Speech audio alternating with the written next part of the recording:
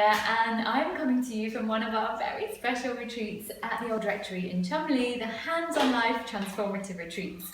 So by popular request, every time I make this recipe, everybody wants to know how I made it. So we're going to make a video so everyone can share in the delightful deliciousness of raw caramel squares. So the first thing that we're going to do, so I've got some dates. These do not necessarily have to be the most expensive dates because you need quite a lot of them. So any old dates will do. The better quality that you can buy, obviously the yummier it is. So I'm going to throw in about equal parts of dates. They're obviously pitted, hopefully we've got no pits in there. So I'm going to throw those in.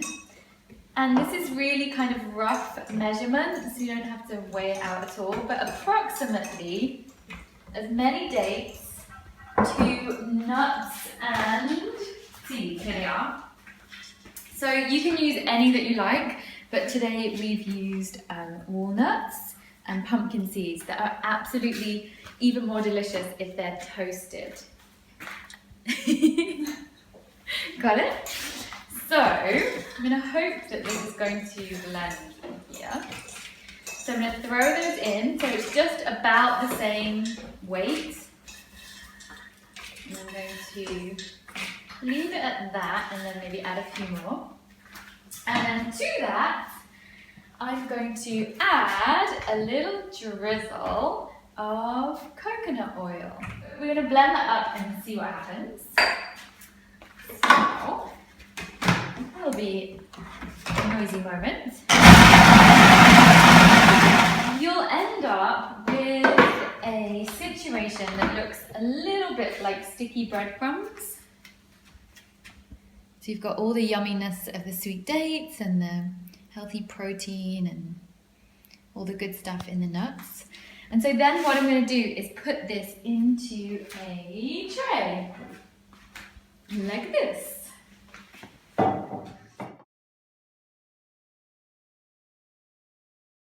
Pop that in there, so whatever dish you think is going to be the right size for the quantity that you're making.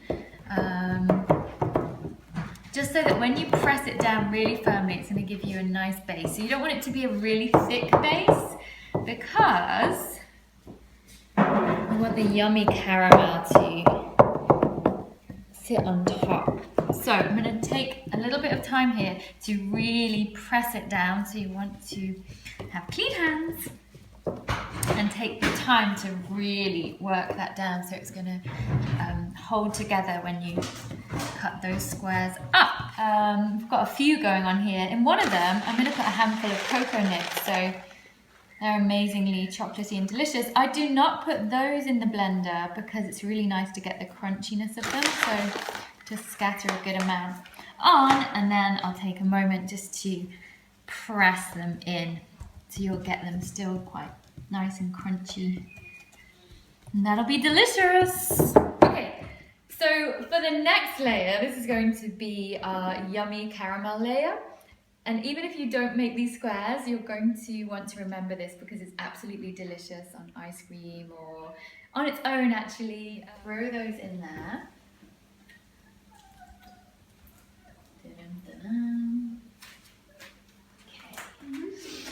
And then to that, I'm going to add a good amount of coconut oil. So this is probably, for this amount, is probably going to be about a quarter cup, something like that, or 4 or 6 tablespoons. I'm going to add a good amount of pink Himalayan salt. So any salt is great, but a good one is. Then this is going to give it a really nice caramelly flavour.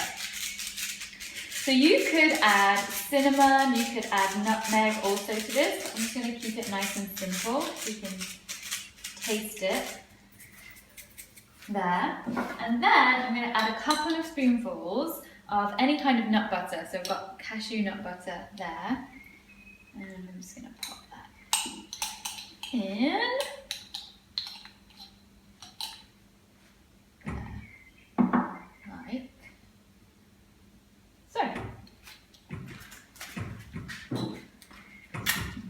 Shouldn't lick your fingers on on live television.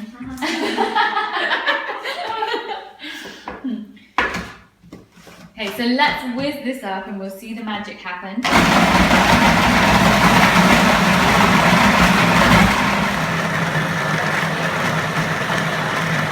So then we'll have a look at it and see that it's turned into this yummy kind of caramelly consistency.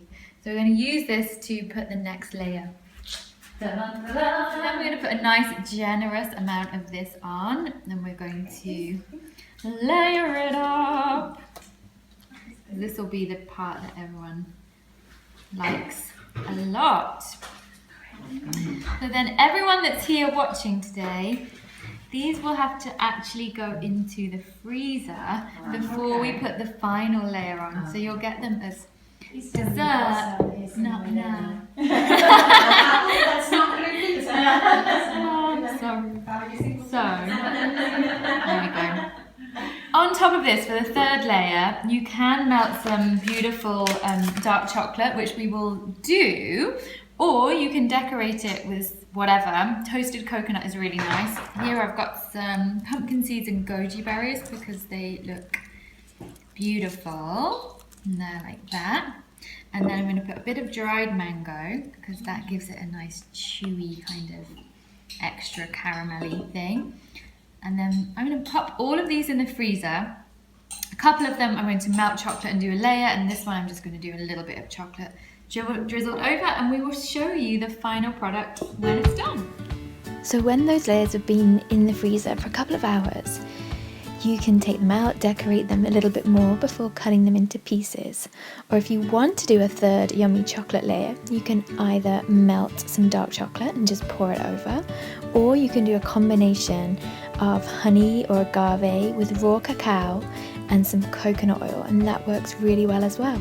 So play with it and have some yummy fun.